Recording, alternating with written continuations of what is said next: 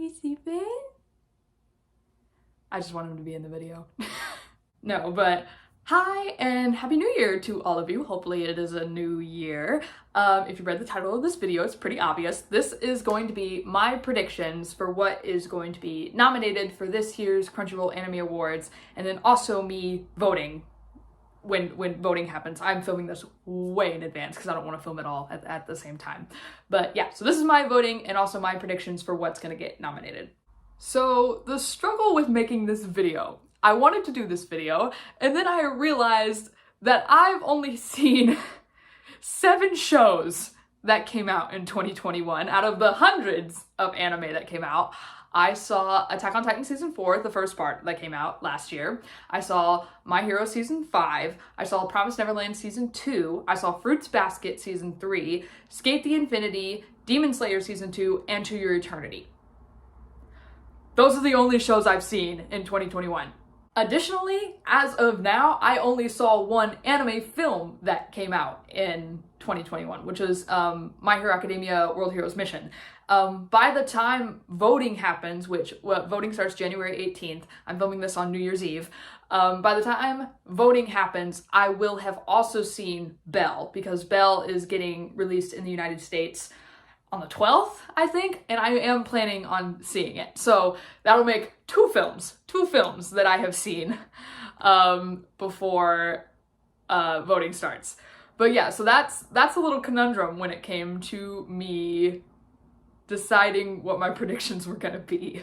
With that in mind, my predictions are basically me making very educated guesses. Well, it's half me making very educated guesses because I'd like to say I'm very involved within the anime community. Like, I'm on anime TikTok a lot and like people talking about shows, and I follow a lot of AniTubers and I know what shows are popular with critics and for what reasons and yada yada yada. So half of this is gonna be me making educated guesses, and then probably half of this is me putting shit where I'd like it to be, even though it's probably not gonna get nominated at all, which I think most of us do that, probably. And you know what? I might be making very dumb guesses here, and it might make no sense, but you know what? Half of this is serious and half of it's just me being fun and seeing what I could get right just through my knowledge of the community alone, and researching previous anime awards and seeing what got nominated there, and you know, just doing the mental math in my mind palace to see how all of that works. So there are 20 categories this year. I don't know if that's common among all the years. I didn't really look into that, but there are 20 categories. None of these categories are new. They have not come up with any new category for this year. They have all been used before. There are some categories that were, I think, in last year that aren't here this year, and then there are some categories this year that weren't present last year but were in previous years, and all that good stuff. So we have Anime of the Year, duh. Best Protagonist, Best Antagonist, Best Animation, Best Film, Best Boy, Best Character Design, Best Girl, Best Fight Scene, Best Opening Sequence, Best Ending Sequence, Best Drama, Best Comedy, Best Voice Acting Performances. There's one category for Japanese and one category for English.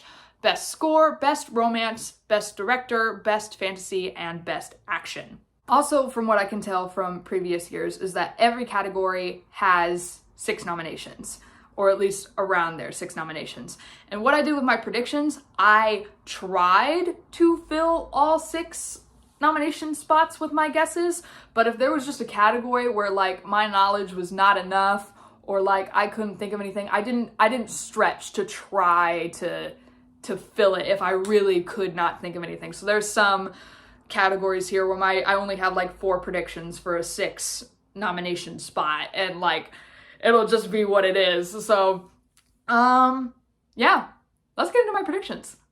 You know what, we're just gonna go ahead and do the best first. Let's do Anime of the Year.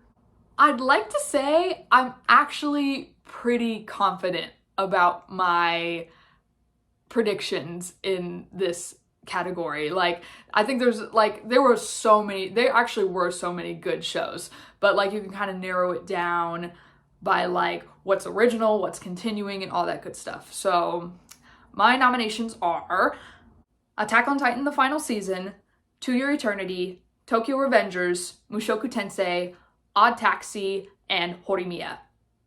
Now, if you were paying attention, I've only seen 2 of those 6 shows.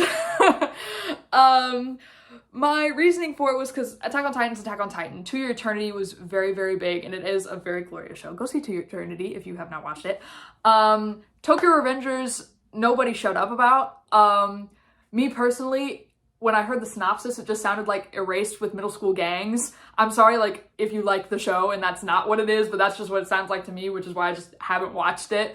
Mushoku Tensei, I've heard a lot of people talk about, and I feel like there has to be at least one isekai that really shines every year at the Crunchyroll Anime Awards, so I think that's what Mushoku Tensei is going to be, and I've heard good things about it. That's actually genuinely good, so I don't think that's a far stretch to say it could be nominated for Anime of the Year. Odd Taxi is another one I've heard a lot of AniTubers talk about, that it's really, really good. I haven't heard like a lot of general consensus of what it is, but I feel like it's going to be that one that a lot of like the anime reviewers and AniTubers and like all of them watch that gets nominated. And then Horimiya, I feel like there's always a good romance show that gets nominated, and it was like way at the beginning of the year. It was like in January, so I feel like a lot of us have forgotten about Horimiya. I did not watch it. Again, heard it was really good. Just haven't gotten to it yet. I did have 2 runners-up for my nominations for Anime of the Year, but for one reason or another, I don't think they'll actually get in. Like, I'd like them to get in, but I don't think they will, and that is Skate the Infinity and Fruits Basket the Final Season. Fruits Basket the Final Season, if you've paid attention to this channel at all, I've made 3 video essays on the Fruits Basket reboot, and I love it. It is my favorite anime of all time. And so that's just, I think, me being hopeful that it'll get nominated. I heard it's really good. It really got high up there in the popularity polls on my anime list. Like, and everyone was very receptive of it. Everyone loved it. I think, like, it still has a chance of getting nominated, but not as high of a chance as other things. And as for Skate the Infinity, everyone loves Skate the Infinity, but I'm afraid it's going to get kind of pushed to the side a little bit because of the reception that Yuri on Ice had. Because if you guys remember, like, the very first Anime Awards was the year that Yuri on Ice came out, and it like dominated the awards, and like a lot of people were a little mad that Yuri on Ice kind of got like hyped as it was. Not that Yuri on Ice was a bad show, but I think it did kind of divert attention from other stuff. So I think some people, even though critics and audiences and like I think everyone in general who has seen Skate the Infinity likes it, I don't know, that's the right word. I don't know if that's enough to get it a nomination among all the others this year. Moving on to Best Protagonist, my nominees are Fushi from To Your Eternity, Toru from Fruits Basket, Kyoko Hori or Izumi Miyamura from Horimiya, Yatora Yaguchi from Blue Period, Rudius Grayat, I really hope I'm pronouncing these names correctly, Rudius Grayat from Mushoku Tensei, and Takemichi Hanagaki from Tokyo Revengers. The only one I'm 100% sure of is Fushi from To Your Eternity, because one, I've seen the show and it was really big. I know for a fact Fushi is going to get nominated. I have no regrets about that. Toru has been nominated before for Best Protagonist, and that was for season 1 back in 2019. So I think her getting nominated is a little 50, and again, just me, you're gonna see me inserting a lot of Fruits Basket in here in places where it might not be, or inserting a lot of shows in places there they probably shouldn't be, but that's just me making guesses and me being hopeful, so there's that. But I still think Toru might have a good shot of getting nominated because this season was really good for her character development and all that. So I still think Toru might have a chance. I don't know. Horimiya. Again, I have not seen it. I don't know exactly what the dynamics or the focus is for that show, but I know like Horimiya is a combination of Kyoko and Izumi's names because it's a ship name or whatever. I don't know which one of them gets more focus or if both of them get equal focus. I'm gonna lean more towards Kyoko because one, I want to get another female protagonist in here, other than Toru. And also, I don't know, I haven't seen the show, I just get a vibe that maybe she gets more focus. And the other ones just seem, it kind of goes along with Anime of the Year type thing. Rudius Mushoku Tensei, and Takemichi because of Tokyo Revengers. I don't know anything about either of those characters, TBH, and I don't know a lot about those shows, but that's just my prediction. And then no one on Attack on Titan is in here. Normally I would, but if you've seen this recent season of Attack on Titan, you know that focus-wise it has so dramatically shifted to where there's no really one character in focus anymore. And, you know, it's just so morally questionable. If anyone from Attack on Titan were to get nominated for Best Protagonist, I'd want to say Falco, because he's probably the least morally ambiguous of like any character in that show, but I don't think anyone from Attack on Titan is going to get nominated for Best Protagonist spot. Moving on to Best Antagonist, this was one of the ones where I could not fill all the nomination spots because I couldn't find anything. My knowledge isn't that deep, and like I can only come up with so many. So I only have 4 nominations for this one. I have Ren Soma from Fruits Basket, Akaza from Demon Slayer Mugen Train Arc, and Teta Kiseki from Tokyo Revengers, and Adam from Skate the Infinity. Hi, this is me the next day because the footage of me explaining got deleted. But anyway, so for Best Antagonist, for Ren, I feel like there's another one I may be self-inserting where she might not show up. Akito was nominated for Best Antagonist last year, did not win. But Ren's an even bigger bitch than Akito, if you've seen the show. So yeah, I don't think it's like a stretch, but I'm not highly confident she'll actually show up. Akaza, this is where it gets questionable, because I don't know if they will count Mugen Train. Technically, it showed up this year in the show, but I don't know if whoever's determining the nominees will give that a pass. So we'll see if Akaza shows up. It might be the demon lady from the Entertainment District arc. I'm not caught up. I don't know her name. I'm sorry, but it might be her instead. But I think Akaza, because our boy Rengoku. And then Adam, kind of self-explanatory. He's probably one of the more well-known antagonists of the year. And then I know nothing about Kiseki. I'm sorry if he's not the actual antagonist of Tokyo Revengers. I literally just googled who's the antagonist in Tokyo Revengers, and his name popped up. So that's why he's there. I don't know if there's a bigger antagonist or what, but that's why he's there. Yeah, there's not much further explanation for that. Back to Yesterday Me.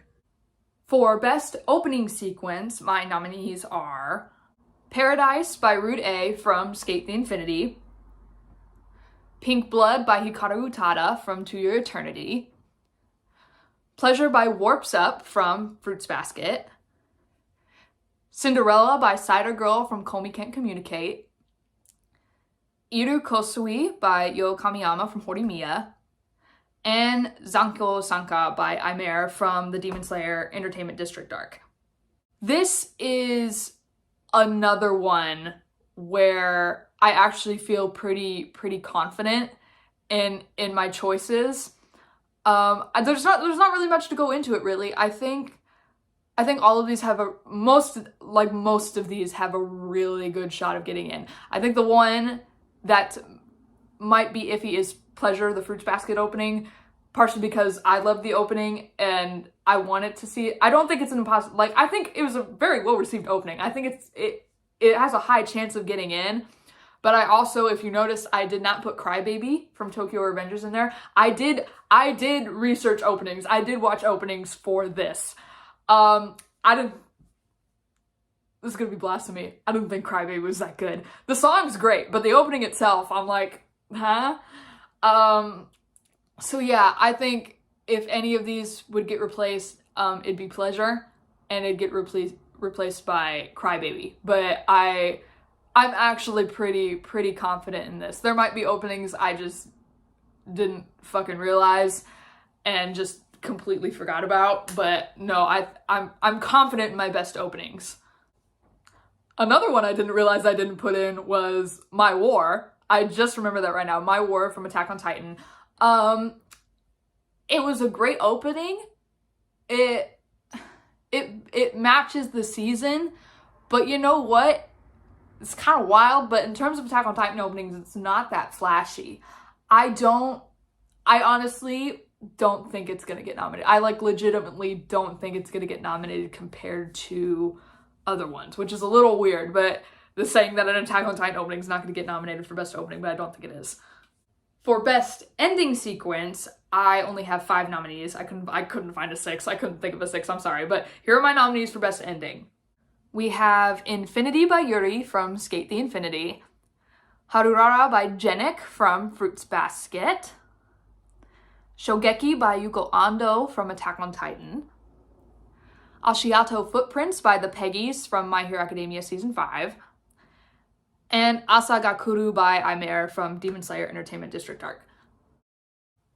This is another one where I feel pretty confident. I know even less about the endings of this year than I do the opening, so I'm 100% sure there's endings I missed. Obviously, I didn't even fill up all the nomination spots, but I actually feel like those are pretty well received endings, unless there's just one that like I didn't think of. I'm pretty confident in these two, but we'll see how it goes. For the best performance categories, I only have 4 nominees for the Japanese and for the English, because I could not think of like any, and like trying to think of the trends that usually they follow with these categories in previous years and just how performances were received. These were like tricky, and I think this one is mostly like I tried to go by like community opinions, but I think these lists I think are mostly my personal, but I don't think they're unfounded. So here's my nominees. Here's my nominees for best Japanese voice acting performance. Yuichi Nakamura as Shigure from Fruits Basket, Reiji Kawashima as Fushi from To Your Eternity, Ayane Sakura as Gabi from Attack on Titan, and Satoshi Hino as Kyojiro Rengoku from Demon Slayer. The only one I think that is kind of maybe influenced by my personal bias is Yuichi Nakamura as Shigure, because it might just be me wanting to insert Fruits Basket in there, but I don't think it's unfounded, because I have evidence that suggests that the Crunchyroll Anime Awards fucking loves Yuichi Nakamura. He has been nominated in this category for the past 2 years. He was nominated last year for Gojo in Jujutsu Kaisen, which he deserved. It was an amazing performance. But then he won the year before that for Bruno Buccarati, last name, in JoJo's Bizarre Adventure. So these awards fucking love that man for good reason. He's amazing. And I think he's more likely to get nominated for this role rather than Hawks, because Zeno Robinson won for Hawks last year, and I don't think they'd want to double dip characters like that. Even though Nakamura's performance as Hawks this year was really, really good in season 5, I think if he's gonna get nominated, it's gonna be for Fruits Basket, because like love or hate Shigure in this season, like performances in both English and Japanese, like John Bergmeyer in English also did an amazing job, but I think Nakamura is probably more likely to get nominated. But yeah, there's him. Reiji Kawashima as Fushi, I think is a given for To Your Eternity. It was an amazing performance. Ayane Sakura as Gabi in Attack on Titan. That's gonna be, like, Gabi is such a polarizing character, but whether you love her or you hate her, it is an amazing performance, both by Ayane Sakura and for her English voice actor, who I'm blanking on her name right now. I will put it in somewhere. But yeah, whether you like or hate Gabi, it's an amazing performance and an amazing character to delve into. I can only imagine as an actor. And then again, we got Satoshi Hino as Rengoku, where I don't know if they're gonna, that's iffy. I will admit that's iffy. Again, I don't know if they're gonna use the excuse, oh, Mugen Train was in the series this year, but I don't think it's too far-fetched, especially since last year they did not have a best film category for Mugen Train. So I don't know, they may try to milk that. Now, for English voice acting performances, my nominees are Eric Vale as Shigaraki from My Hero Academia, Robert McCollum as Reina from Attack on Titan, David Wald as Adam from Skate the Infinity, and Jerry Jewell as Kyo in Fruits Basket. Eric Vale and David Wald, I think, are definites in this category. I think I'm very, very confident in them getting nominated because Shigaraki obviously had a turning point, and then Adam was one of the most iconic antagonists of this year, and both performances were like hailed throughout the community. So I think Vale and Wald are definitely going to get nominated. Robert McCollum, I'm not entirely sure. I love Reina as a character, and he went through shit this season, and just hearing him in the dub was heartbreaking, and just an amazing performance, and just the character. Maybe it's just my love for the character in general that made me put McCollum in there, but I do think it's an amazing performance on his part. So that might be a little iffy. And then Jerry Jewell as Kyo. Again, probably me inserting Fruits Basket somewhere. It's probably not gonna show up. But I don't think it's not an improbability, because Jewel's performance, like, wrecked me this year. If he doesn't get nominated, if Yuichi Nakamura does not get nominated for Shigure, I don't think John Bergmeyer getting nominated for Shigure is an impossibility either. I don't think I'd love for Laura Bailey to get nominated for Toru, but she's been nominated for Toru before, again, for season 1.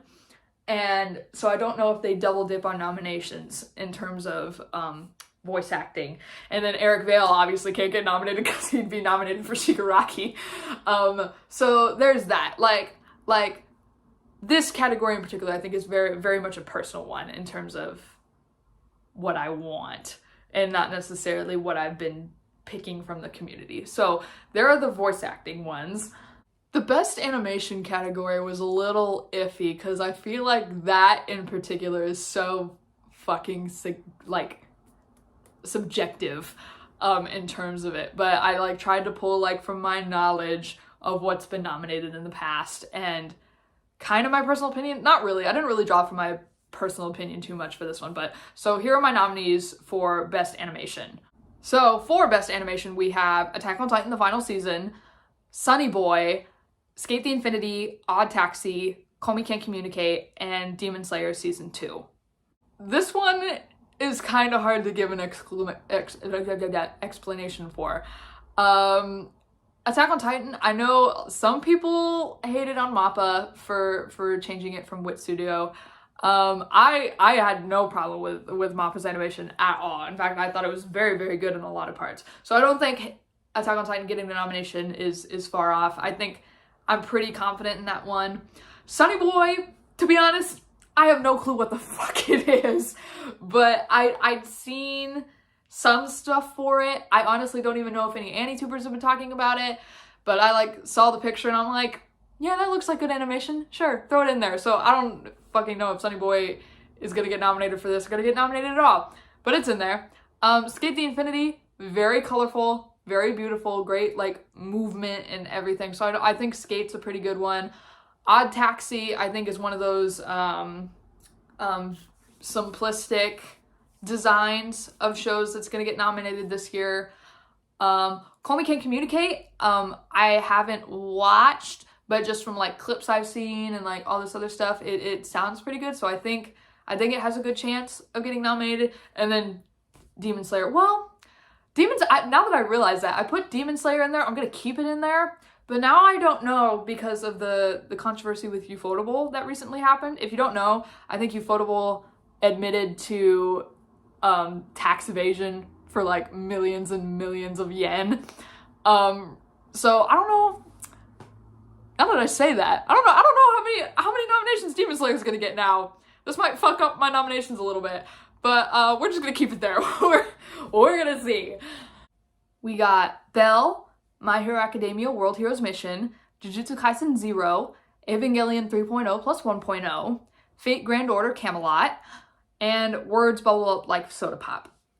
For this one, I kind of just went off the list that's on Wikipedia of 2021 anime movies and being like, which ones have I heard of?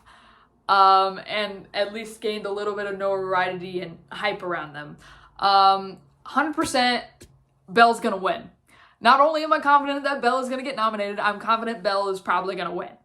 Other than that, I'm pretty confident in the rest of this list. Maybe I'm a little iffy about Words Bubble Up Like Soda Pop, because I haven't seen it, and I didn't really hear a lot of people talking about it, but I think they'd want to get at least more than one franchise movie, because 4 out of the 6 of these are franchise movies. But yeah, other than that, I'm pretty solid for this one. Pretty solid for Best Film. Moving on to Best Character Design, my predictions are Odd Taxi, To Your Eternity, JoJo's Bizarre Adventure Stone Ocean, Shaman King, Miss Kobayashi's Dragon Maid S, Season 2, and Call Me Can't Communicate. I mean, you can kind of tell from the posters, like, why I think these are gonna get nominated. I'm a little iffy on this one, because again, I think Best Character Design might be a little subjective and kind of hard since a lot of these are based off manga. But I don't think I'm far off. I feel pretty confident in what I think will get nominated. I can see stuff getting switched out really easily. I do know JoJo's Bizarre Adventure has definitely won for character design in the past. I can't remember if it was this, it would have been 2 years ago, but it did win for Best Character Design before, and I wouldn't be surprised if it might win again. Out of all these nominees, if I somehow get 6 out of 6 right, probably Odd Taxi or Shaman King. I'm not entirely sure. Maybe that's a dumb take. I don't know. I do know Miss Kobayashi's Dragon Maid got nominated for Best Character Design when the first season came out. I'm aware. But yeah, this one's kind of up in the air. I'm not too 100% on there, but I'm gonna stick with those predictions. And now is the time where we see where I stand. Here's my nominations for Best Boy. We got Fushi from To Your Eternity, Falco from Attack on Titan, Langa from Skate the Infinity, Izumi from Horimiya, Hitohito Tadano from Call Me Can't Communicate, and Yatora from Blue Period. This is another list where, you know what, I feel pretty confident. I can't see a lot of these getting switched. Maybe they'll throw Rudius from Mushoku Tensei in there. Again, like, it's really hard for me to judge stuff like this that's based off like personality when I haven't seen the show. So they might switch Rudius in there for somebody. I don't know if, like, the ones I'm the least confident about in this list, but I still think could get nominated, or Yatora and Izumi, again, because I have not seen Horimiya or Blue Period yet. I want to see both, I just haven't. And I could see maybe the two of them getting swapped out for somebody. Langa might get switched for Reki. I don't think that's gonna happen. I think out of Langa and Reki from Skate the Infinity, I think Langa is the more best boy. Falco, I think, is a legitimate nomination. Like, I don't think I'm way out there with Falco, because he's the one character in Attack on Titan this year that everyone's just like, you must protect Falco. So, and I don't think that's a far off assumption. Plus, he's voiced by Natsuki Hanae, so there's that. Now, for Best Girl, my nominees are Peak from Attack on Titan, Toru from Fruits Basket, Shoko Komi from Komi Can't Communicate, Ai Oto from Wonder Egg Priority, Kyoko Hori from Horimiya, and Fina Houtman from Fina Pirate Princess. This list is a little 50-50. I think Peak, Shoko, and Kyoko are definites. I think, yeah, because everyone was simping over Peak when Attack on Titan came out. And to my knowledge, everyone's simping over Shoko, and Kyoko just seems like a cutie. Toru, again, obviously Toru is best girl. We love Toru. However, I think this might be a situation of me, again, in Sonic Fruits Basket where it might not show up. But I think everyone loves Tori. So if she's not nominated for Best Protagonist, I think her getting in here might be a good bet. For I and Fina, I wanted to fill the nominees for this, especially since I had 6 for Best Boy too. I wanted to have 6 for Best Girl. One Direct Priority I did not watch, obviously. Heard things about it, about the ending, but as far as I could tell, like everyone seemed to like her character, and also she just looks like a cutie. Again, don't know anything about the show, but I think like, oh, okay, sure. And then as for Fina from Fina Pirate Princess, Pirate Princess is a Crunchyroll original anime, and they always try to sneak their own shit into nominations. They did it with Tower of God, they did it with God of High School, they did it with all this other stuff. So I think Fina is probably going to get nominated for a couple things. And her getting nominated for Best Girl, I think, is a very high possibility. I may be wrong. I don't know. But I think, yeah. Yeah. Best fight scene. Again, I think is a little subjective. Tried to use general consensus. Some of these are my personal. At least one of these, 2 of these are personal for me. I don't know if they'll actually get nominated, but I got 5 out of 6 for these nominees. I wasn't able to fill the whole thing. Again, fight scene again is hard to make predictions for if you haven't seen a show. So here are my nominees for Best Fight Scene. Todoroki versus Tetsu Tetsu in My Hero Academia Season 5. Shigaraki versus Reed Destro in My Hero Academia Season 5. Fushi and Gugu versus The Knockers from To Your Eternity. Rengoku versus Akaza from Demon Slayer Mugen Train. And Eren versus the Warhammer Titan in Attack on Titan, the final season. This category in particular is where I think My Hero Academia gets to shine, because since like it's been going on for a while, it doesn't get nominated as much as it did when it first came out. But I think this is definitely a good place for it to shine, especially since the whole first arc of My Hero Season 5 was literally like a tournament arc. Well, not really a tournament arc, but you know what I mean. And then out of all those fights in Season 5 Part 1, the third match was probably the most interesting to me. So this one's kind of like a personal one, Todoroki versus Tetsu Tetsu, but it was also just an amazing fight. If only one of the My Hero fights gets nominated, it's probably going to be Shigaraki versus Reed Destro or one of the My Villain Academia arc fights. I'm pretty sure it'd be that one, but I'm not sure. To Your Eternity was a little hard because it's not really an action-y show, but out of all the action scenes that would get nominated for this, it'd be the fight with the Knockers that's about midway through the season. Again, Rengoku versus Akaza. Again, that's iffy. I don't know if they'll put that in, but if they're counting the Mugen Train arc in the show, then Rengoku versus Akaza is definitely gonna get in there. And then Eren versus the Warhammer Titan. This was a little interesting because Attack on Titan Season 4 was incredibly less action heavy than previous seasons of Attack on Titan. But this fight was like legit hoo-ah. It'll be like this, or it'll be like the Scouts versus like the Marley Army or something like that. I don't know. But I think it'd be like Eren versus the Warhammer or something like that. So that's my reasoning behind those. Best drama.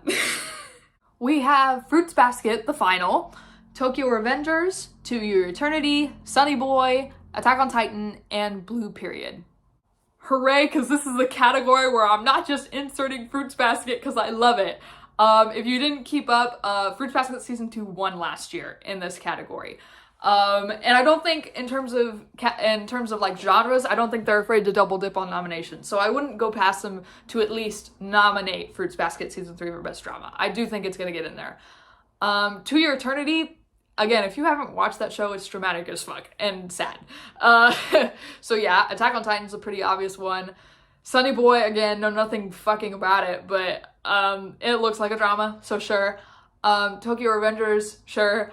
And then Blue Period, I have not seen, but just from the vibes I get from it is probably, I heard it's a pretty dramatic, emotional show. So yeah, I'm pretty confident in these. I wouldn't be surprised if maybe a few of them get switched out. Like Sunny Boy and Blue Period are probably the ones sorry, there's a gnat. Sunny Boy and Blue Period are probably the ones I'm the most iffy about. Those could get switched out for something. I don't know what, but other than that, I'm pretty confident in this list. Best comedy is always a rough category for me because I always seek after the dramas, like the shit that's gonna make me cry. So here's my nominees for best comedy. Again, was not able to fill all the spots. I only have 5 out of 6, but here are my nominees, predictions for nominees. Yeah, here's my predictions. For best comedy, we have Skate the Infinity, Miss Kobayashi's Dragon Maid S, Horimiya, Call Me Can't Communicate, and Zombieland Saga Revenge. This is another one. I don't have explanations for these. Like, these are just my best guesses, really. I do know Miss Kobayashi's Dragon Maid did win in this category when the first season came out. So I do have reasoning behind that. But other than that, I think all the other ones are kind of self-explanatory. Skate was funny. I watched it. It was hilarious. And then Horimiya, Komi, and Zombieland Saga are just my best guesses. They're labeled as comedies, so I'm like, hell yeah, we'll do that. Sure.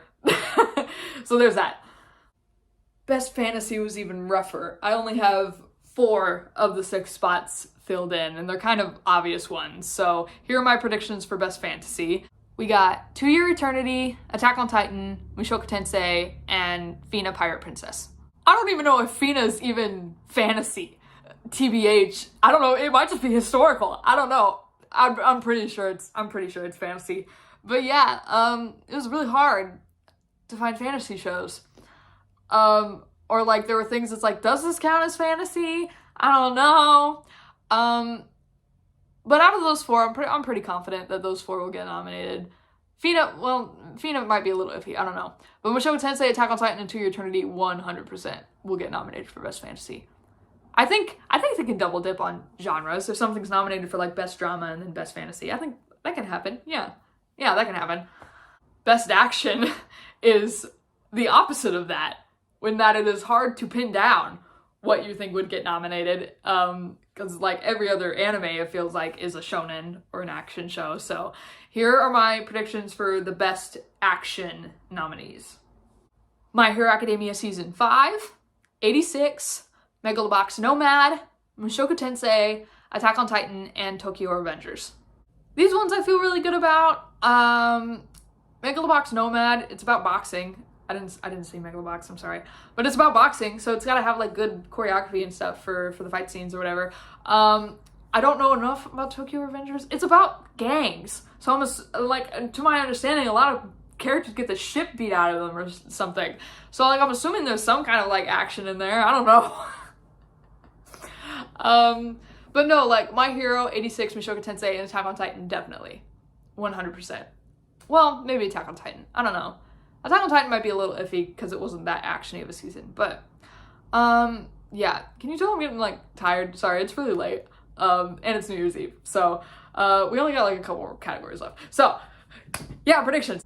Now, I was a little confused for the Best Romance category because part of me is like, oh, it's for, like, it goes along with the genre, like, Best Romance in terms of genre, like, the whole show. But then they've also had Best Couple categories in the past. They had a Best Couple category last year. So I wasn't sure if it was like, oh, Best Romance in terms of romance show or Best Romance in terms of couple. So I only have 3 nominees for this. It's like super sparse. That's probably the least amount of nominees I have for any category. So like, I'm doing these as both, yes, the show could get nominated in terms of Best Romance in the genre, or like Best Couple. So here are my nominees for Best Romance / Best Couple. We have Fruits Basket, the final, in which case the best couple would be Kyo and Toru. And then we have Komi Can't Communicate, which would be Komi and Tadano. And then, of course, Horimiya, which would be Kyoko and Izumi. Fruits Basket and Horimiya, 100%. Komi, again, I haven't watched it and I have not read the manga. To my understanding, spoiler alert maybe, but to my understanding, Komi and Tadano get together in the later parts of the manga. I don't know how far the anime's gone, or if like they're building up to that in the anime currently, but they're just like, oh, it's a cute little thing anyway. So those are my 3. my knowledge of the romance genre this year is very sparse. I'm sorry. Plus, like, I'm like diehard again for Fruits Basket. I'm sorry. I'm a broken record. I'm sorry. So yeah, Kyo and Toru, OTP. Oh, okay. So yeah, that's best romance. We have Jun Shishido for Attack on Titan, the final season. Masahiko Murata for To Your Eternity. Masashi Ishihama for Horimiya. Baku Kinoshita for Odd Taxi. Koichi Hatsume for Tokyo Revengers. And Yoshihide Ibata for Fruits Basket. Yeah, it's kind of hard to give explanations for this one too. But I'm really sad that Tetsuro Araki couldn't come back for Attack on Titan, but I guess if he does stuff for WIT and it went over to MAPPA, Jun Shishido did an amazing job. I'm not saying he didn't, but if you don't know Tetsuro Araki, who also directed like Death Note and like other shit, he directed like the first 3 seasons of Attack on Titan. But yeah, I think all these are probably really solid nominees. I don't think I'm inserting Fruits Basket in this one. I think the direction was really good. But I wouldn't be surprised if it gets swapped out for something in the actual nominations. I wouldn't be too upset about that. But yeah. We are finally at the final category, which is Best Score. This is really interesting for me because if you don't know, I was a music minor in college. And I'm a very musically oriented person. I latch on to a show, movies, media score very easily. I can identify pieces very easily. So if a show has a good score, like that just like adds to my love for it. And it's actually a big factor in how much I love a show. So this is interesting in that 4 out of the 5 nominees I was able to come up with, I was only able to come up with 5 instead of 6. But out of I've seen 4 of the 5 nominees I put in here. And the 5th one I haven't seen, is the only one I'm iffy about. So here are my nominees for Best Score. We have Fruits Basket, Attack on Titan, To Your Eternity, Mushoku Tensei, and Demon Slayer. Not much to say about it. Fruits Basket and To Your Eternity makes you cry. Attack on Titan and Demon Slayer hypes you up, makes you want to fight something, punch a wall. I don't know anything about Mushoku Tensei's score. I have not heard any of Mushoku Tensei's score, but since it's kind of like a fantasy-ish, I wouldn't put it past it to have good music. I would not surprise me if it gets swapped out for something. I don't know what. Maybe Blue Period. Does Blue Period have a good score? I don't know. So those are all my predictions for what is going to get nominated for the 2022 Crunchyroll Anime Awards.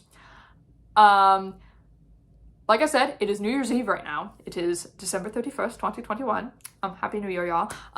But voting does not start until January 18th, so over 2 weeks away. I will have seen Belle in that time before voting starts, which is going to be nice. I may or may not see or start more 2021 shows in between now and there. Like, I really wanted to watch Blue Period, I just haven't gotten to it, and other stuff. But regardless of whether I've watched it or not, I'm not gonna change this. Like, even like in my head I might have changed it. I'm not gonna like change it on the paper. So yeah, I'll meet you guys again when I go to vote and go to see what the nominees are. So see you in 2 weeks.